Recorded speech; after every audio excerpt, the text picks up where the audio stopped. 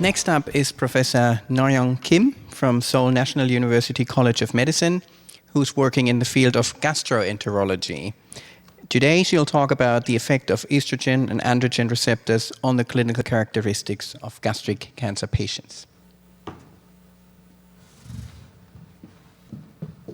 Good afternoon, ladies and gentlemen. It is a great honor for me to present this topic in Nature Forum. The incidence rate of gastric cancer is about 2 times higher in males than in females. South Korea is the rank 3rd in the incidence, but mortality is the lowest in the world because of Korean government strategy of biannual endoscopic checkup to detect early gastric cancer, which is a very good prognosis. Age analysis in our hospital data, including 14,688 gastric cancer patients, shows the prevalence of GC in male is 2.5 times higher than in female group in the age of 60s. However, in the age below 40, it became reverse, 1.4 times higher in female than in male group. Gastric cancer is divided into intestinal versus diffuse type by Lorentz classification. Intestinal type endoscopy shows that there is some kind of ulcer and mass formation, and it is easy to detect through endoscopy. However, diffuse type is kind of tricky because sometimes it is just thickening of mucosal fold. The pathology shows that the intestinal type has a lot of glands, so they are stuck together, but diffuse type, there is no gland, so it is easily scattered through the mucosa. Diffuse type gastric cancer is more common among females and younger individuals. Its prognosis is worse than that of intestinal type. In contrast, intestinal type is frequent in males, and the incidence is 1.6 times higher than that of diffuse type. Here is the prevalence of gastric cancer. The proportion of diffuse type in premenopausal female is 81%. However, the proportion of intestinal type in female rapidly increases from 90% up to 60.6% at 20 years after menopause, similar to 61% of male GC patients. It suggests that estrogen prevents the development of intestinal type gastric cancer. The usually sex hormone affect the immune system, and the gut microbiota are affected by immune system and sex hormones. H. pylori infection is the necessary condition for development of gastric cancer, but not sufficient causal factor because only 1 to 3% of HB infected subjects develop gastric cancer. So you need more some causal factors. The host factors include sex hormones and immune system, and also salty food, alcohol, and smoking, which reflects gender. The environment factor is important. From this background, I'd like to introduce estrogen and androgen receptors, the effect of sex hormone receptors and the clinical characteristics of gastric cancer, and the underlying mechanisms for the effects of hormone receptors on gastric cancer. The sex hormone, each of progesterone, testosterone, estradiol, all came from the backbone of cholesterol. There are 4 types of estrogen, E1, E2, E3, E4. Usually the E2 is very familiar to us.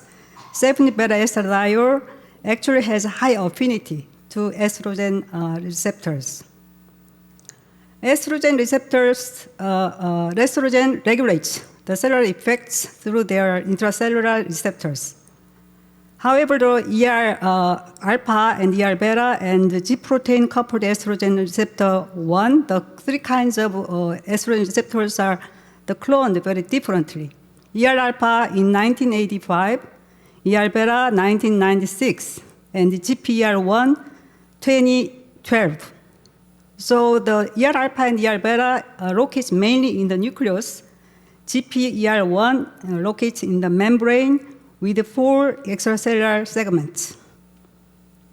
Estrogen receptors cause genomic and non-genomic effects, and genomic effects appear through estrogen response element ERE, located at the promoter of target genes. Non-genomic effects appear as E2 binds to GPR1, which moderates the ion channel opening or activation of various protein kinase cascade, such as phosphoinositol 3 kinase, AKT, or MEP kinase signaling pathway. Here are the distribution of some kind of estrogen receptors. The abnormal ER signaling can result in multiple disorders, including various cancers and gynecological disorders such as polycystic ovary syndrome and endometriosis. Funny thing is that sometimes gastric disease, there are ER-beta positive, but liver disease, there is no ER-beta. There are difference of ER-alpha, 3 kinds. Some AF1, there is some length difference. And ER-alpha 36 is a common thing for gastric cancer. ER-beta, there are 5 subtypes, and it depends on the length of LBD AF-2. When we look at the cascade of androgen and androgen receptor, the testosterone is converted to dihydrotestosterone, and it binds to androgen receptor AR. And then DHT-AR translocates into the nucleus and binds to the androgen response element ARE in the promoter region of target genes. Thus, androgen receptor cascade is very similar to that of estrogen receptor pathway. From this knowledge, I would like to briefly touch the effect of estrogen and androgen receptors and the clinical characteristics of gastric cancer. The Chinese study shows regarding expression of estrogen receptors and androgen receptor in gastric cancer. They show that poor overall survival of GC patients in case of ER-alpha positive and androgen receptor positive, but not ER-beta. However, they did not divide GC into intestinal versus diffuse type or did not evaluate each pylori status. We performed a similar study, even the number is small. The gastric cancer group, N equals 74, and the control group, N equals 36. We just try to match the age, sex, and HB status like this. For HP diagnosis, modified Ginja stain, serotest, and culture were performed in the antrum and in the body, respectively. In addition, serology for HP IgG was checked if all of the invasive tests were negative. Here, the antibody for immunohistochemistry, 3 kinds, and the RT-PCR primers here. And we divided gastric cancer types, intestinal type, and diffuse type. And diffuse type, usually it is belong to undifferentiated cancer and combine the poorly differentiated in signaling cell carcinoma. Here, the immunohistochemistry, the stain, and we divided the positivity or score, intensity times area. When we checked the immunohistochemistry finding, the cancer group showed higher distribution of ER-alpha and androgen receptor.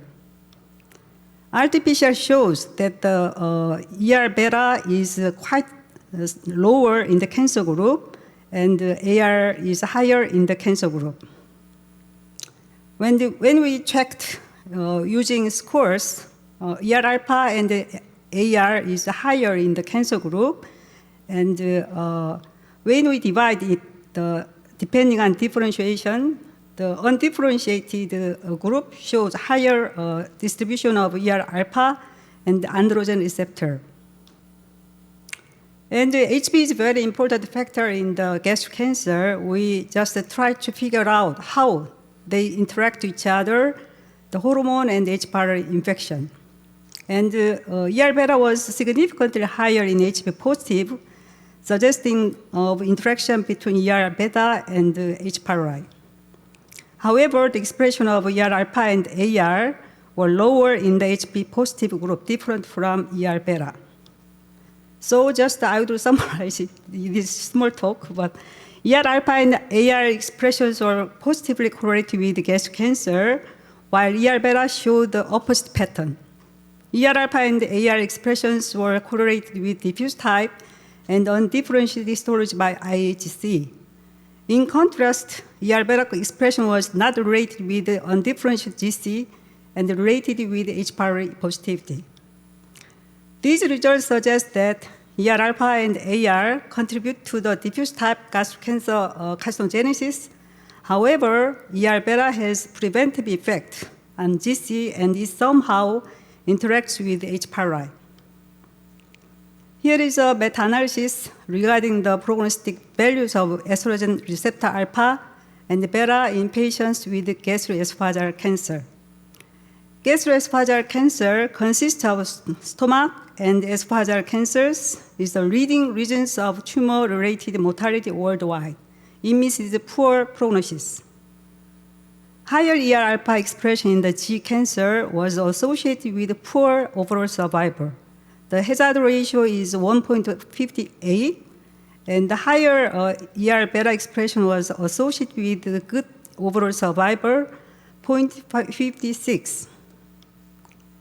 So there should be some underlying mechanism for the effects of 3 hormonal receptors on the gastric cancer.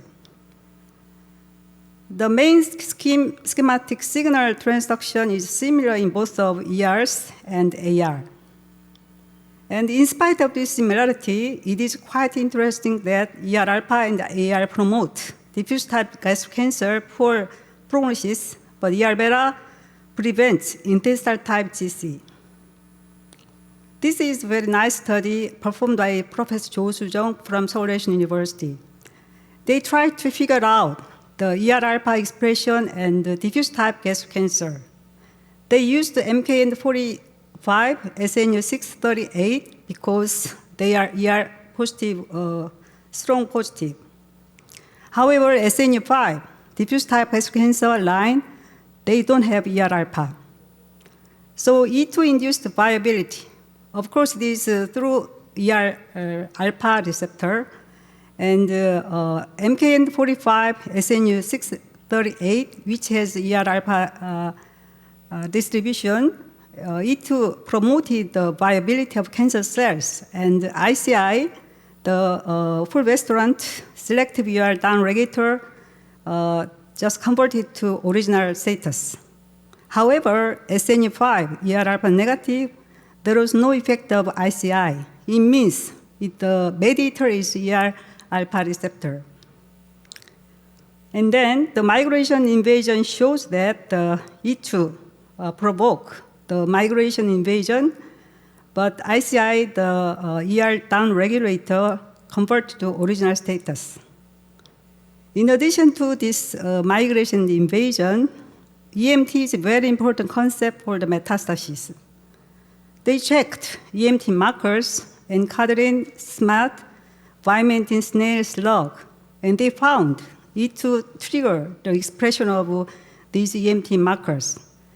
And the immunofluorescence MKN45 showed that initially encadherin is decreased by E2, and ICI elevated the encadherin expression. It means it is compatible with the EMT.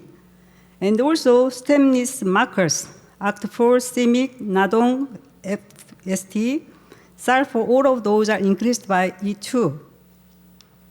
In addition, stem cell markers such as CD44, SOX2, OCT4 increased by E2, and immunofluorescence for SOX2 stem cell marker, also the compatible findings. They also found the hotel oncogenic long codon non-RNA is the transcription factor for ER-alpha. Thus, ER-alpha promoted EMT and stemness phenotypes via hotel expression in MKN45 and SNU638 diffuse type gastric cancer cells. They were reversed by co-treatment with the fulvestrant ICI 1827880, a selective ER downregulator. These results suggest that ER-alpha promotes the development of diffuse type GC by activation of hotel. What is about ERβ? Epidemiological studies suggest that it prevents the intestinal type GC in premenopausal females. Loss of ERβ in gastric adenocarcinoma was correlated with decreased differentiation. Meta-analysis and TCGA datasets suggested that ERβ is negatively associated with lymph node metastasis. However, the underlying mechanism of ERβ for prevention of intestinal type GC is not certain. Furthermore, ERβ-induced transcriptional factor is unknown in GC so far. Actually, we performed some research for 8 years regarding the preventive mechanism of ERβ for colorectal cancer. ERβ is the prevalent estrogen receptor in normal colon mucosa, and the selective loss of ERβ promotes colon tumorigenesis. ERβ decreases MSI, immune evasion, and inflammation, thus screening the inflammatory tumor microenvironment, thus preventing colorectal cancer. We used for this aim CCD841-CON cells, female normal colon cell line from human, a kind gift from Professor YONGHOON-CHOI. ERβ was highly induced by E2 treatment in these cell lines, and there is no expression of ERα. 10 nanomole E2 for 48-hour treatment induced the HO1 and NQ01, the antioxidant enzymes. In addition, NF-kappa, the famous inflammatory marker expression in the nucleus, was highly induced by TNF-alpha treatment. This elevated TNF-alpha was prevented and delayed by E2 treatment. TNF-alpha induced COX-2, the very famous inflammatory marker expression, was significantly repressed by E2 treatment. This effect E2 vanished by ERβ specific antagonist PHT-PP, suggesting that E2 induced decrease of COX-2 was mediated by ERβ. NRF2, nuclear factor erythroid 2 related factor 2, is anti-inflammatory and antioxidant transcriptional factor known to be regulated by ERβ. So the E2 increased NRF2. As NRF2 is anti-inflammatory and antioxidant characteristics, we suppose that H. pylori induced inflammatory tumor microenvironment, which is related with intestinal metaplasia and atrophic gastritis, and it goes to intestinal type GC. So maybe NRF2 cleans this kind of inflammatory tumor microenvironment, preventing intestinal type GC. This is just a hypothesis, so we'll try to figure out by experiment. There was some study regarding ERβ prevents signal ring cell gastric carcinoma progression in young patients by inhibiting pseudopodia formation via the mTOR ARPC1B EVL signaling pathway. Actually, SR signal ring cell gastric carcinoma is diffuse type, so usually we clinicians think the intestinal type is related to ERβ, and diffuse type is ERα. But this study is very meaningful because they tried to figure out using signal ring cell gastric carcinoma. And the signal ring cell gastric carcinoma is highly dangerous in the progression stage. ERβ expression in GC tissue increased the overall survival of signal ring cell carcinoma patients. In addition, they made the overexpression of ERβ using the signal ring cell carcinoma cell line NUGC4 cells. Initially, they tested cell viability using E2. E2 inhibited viability of cancer cells, and tamoxifen, which is a selective ER modulator, suppressed this phenomenon. And they measured some invasion study. The invasion of normal control ERβ overexpression and ERβ knockout cells were assessed by Metrogel invasion assay system. At ERβ overexpression cells, E2 inhibited invasion, which was suppressed by tamoxifen, because it is some selective ER modulator.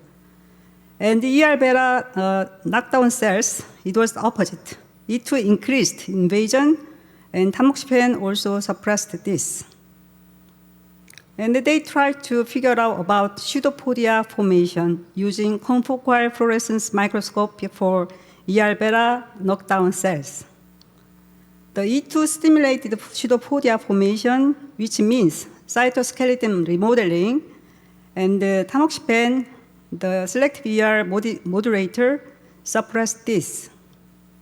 And they tried to figure out which pathway is related with pseudopodia formation. They checked mTOR. E2 decreased mTOR, and its downstream ARPC1B EVR pathway, and the tamoxifen converted it. So we can summarize the gastric cancer, the role of ER-beta regarding gastric cancer. ER-beta induces NRF2 transcriptional factor, thus it can be supposed to inhibit H. pylori-induced inflammatory tumor in microenvironment, preventing the development of intestinal-type GC. ER-beta, furthermore, not intestinal type, they prevented signaling cell carcinoma diffuse type progression by inhibiting cell proliferation and invasiveness by prevention of the mTOR ARPC1B EVL signaling pathway. The last topic is androgen receptor. Upregulation of variant ARV12, there were 20 variants. Thus, ARV12 is one kind of AR splice variants in primary GC tissues, was significantly associated with gastric cancer metastasis. They showed nicely the expression of AR in GC with metastasis was very strong than without metastasis. And they tried to correlate with MYLK mRNA levels with ARV12 mRNA expression. There was a significant correlation. In addition, MYLK expression was strong in gastric cancer tissue than its adjacent matched normal tissue by IHC. ARV12 protein expression was correlated very well with MYLK in gastric cancer tissues by Western blotting the protein level. These results altogether suggest that overexpression of ARV12 promoted migration and invasion of GC through regulating the promoter activity of MYLK. From these results, I would like to conclude. Sex hormones are originated from cholesterol backbone, and they regulate the cellular effects through their intracellular and membrane receptors. ER-alpha and AR expressions were positively correlated with GC, while ER-beta showed the opposite pattern, affecting the survival of GC patients. ER-alpha promoted EMT and stemness phenotypes via transcriptional factor hotel expression in diffuse-type GC cell lines. ER-beta prevented signaling cell carcinoma by mTOR ARPC1B EVL signaling pathway and might prevent intestinal-type GC by transcriptional factor NRF2. Androgen receptor V12 promoted migration and invasion through directly regulating MYLK promoter activity. So from these results, we can suggest that ER-beta might be a potential target in the prevention and adjuvant treatment, not only in females, but also in males. This small work was supported by the fund from Seoul National University Bundang Hospital Research Fund and partially supported by GSTR. I would like to thank you for our research members who dedicated for this research. And also, the members of Diversity Committee of the Korean Society of Gastroenterology, we encouraged each other for the research of sex and gender-specific medicine. Thank you for listening. Thank you very much. Do we have questions? Don't be shy. Any? Oh. Okay, if not, then let's thank Professor Kim again. Thank you.